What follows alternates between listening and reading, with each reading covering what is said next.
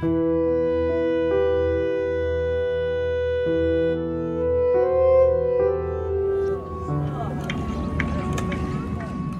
ফেলা হচ্ছে প্রয়োজনীয় জিনিসপত্র, যতটুকু সঙ্গে নেওয়া যায় ততটুকুই সম্বল। কিন্তু বাস্তুহারা এ মানুষগুলো এখনো জানেন না কোথায় যাবেন তারা, কোথায় গেলে মিলবে একটু নিরাপদ আশ্রয়।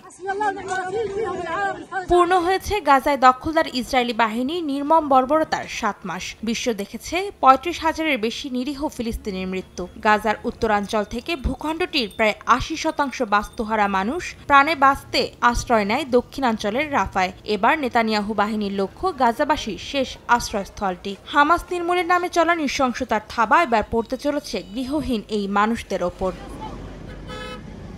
রাফায় ব্যাপক পরিসরে স্থল অভিযান চালানোর জন্য সব রকমের প্রস্তুতি শেষ করেছে ইসরায়েলি বাহিনী। হামাসের নতুন করে রকেট ও ক্ষেপণাস্ত্র হামলার অজুহাতে যে কোনো সময় শুরু হতে পারে হামলা। সীমান্ত এলাকায় সেনা সমাবেশের পাশাপাশি জড়ো করা হচ্ছে ভারী অস্ত্র। এরই মধ্যে রাফার পূর্বাঞ্চলের বাসিন্দাদের সরে যাওয়ার নির্দেশ দিয়েছে ইসরায়েলি প্রতিরক্ষা বাহিনী IDF। এমন ঘোষণায় দিশেহারা সাধারণ ফিলিস্তিনিরা। এখন প্রশ্ন উঠেছে, 7 মাস ধরে হামলায় ধ্বংসস্তূপে পরিণত হওয়া গাজায় আদৌ কি কোনো নিরাপদ জায়গা অবশিষ্ট আছে?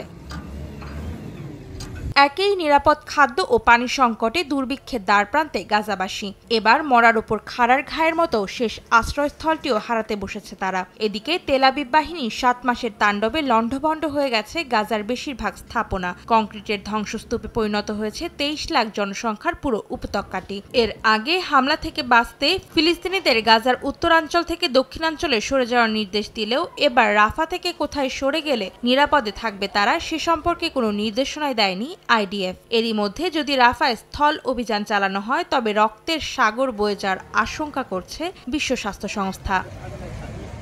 অন্তরা সেন, সময় সংবাদ।